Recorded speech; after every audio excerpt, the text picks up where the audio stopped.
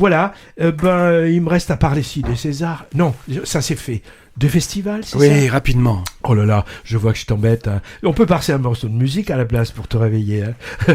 D'abord, un mot sur ceux qui sont passés et qu'on a suivis de loin ou de près. Le cours Clermont, oui. Autrement dit, Festival international du court-métrage de Clermont-Ferrand, 48e édition qui s'est déroulée début février. Passionnant, avec de multiples lieux de projection, des débats, ateliers et expositions, et un public très jeune et enthousiaste. J'ai pu voir des choses intéressantes, mais en dehors des différentes sections officielles qui sont trop courues, il faut attendre dans les queues avec le risque de faire chou blanc. Ce que j'ai vu, ça se passait au marché international du film, attenant au festival, où des projections par pays d'origine étaient organisées.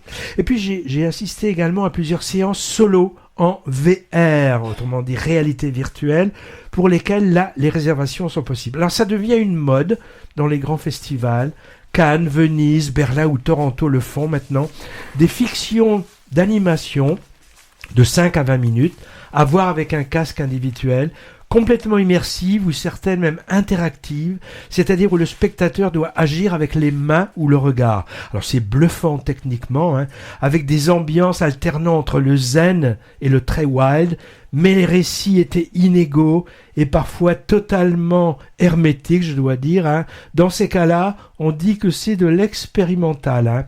J'ai remarqué, je sais pas si tu as vu ça Patrick, dans plusieurs centres de grandes villes, des officines sont apparues proposant comme ça des séances culturelles immersives avec un casque sur l'Égypte, les impressionnistes, les dinosaures. 2 ont récemment ouvert à Bordeaux et les tarifs sont vraiment prohibitifs. Hein. J'ai vu entre 20 et 30 euros la séance. Hein. Alors, les courts-métrages primés à Clermont vont circuler dans plusieurs villes de France. Hein. Pour l'instant, simplement Paris, Lyon, Marseille et dans les petites villes d'Auvergne.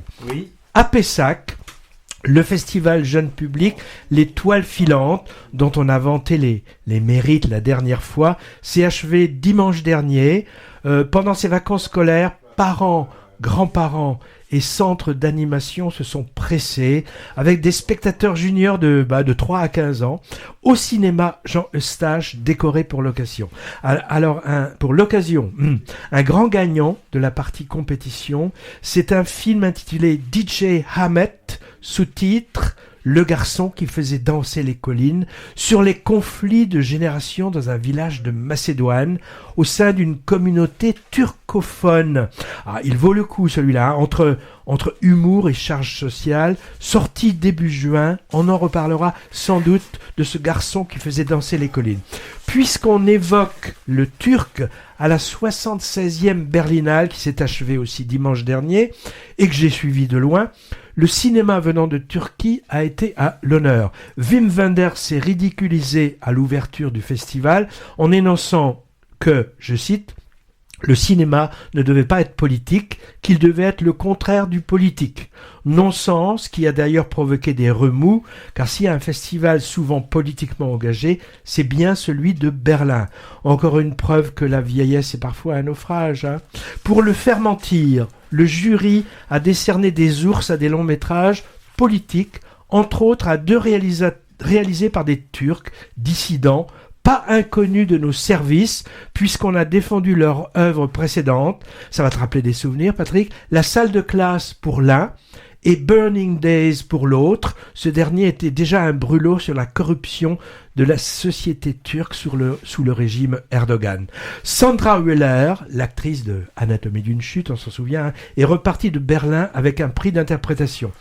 Ensuite, 2 festivals à venir. Le cinéma Jean Eustache, dont on est un des partenaires médias, étant venu sur le tapis rouge tout à l'heure, on signale aussi un prochain rassemblement dans ce lieu, les rencontres du cinéma latino-américain, 43e édition, entre le 11 et 15 mars. Une collection de fictions, de documentaires, courts et longs, la plupart inédits, hein, agrémentés de débats qui porteront cette année sur le thème « Justice et politique dans les pays d'Amérique latine ».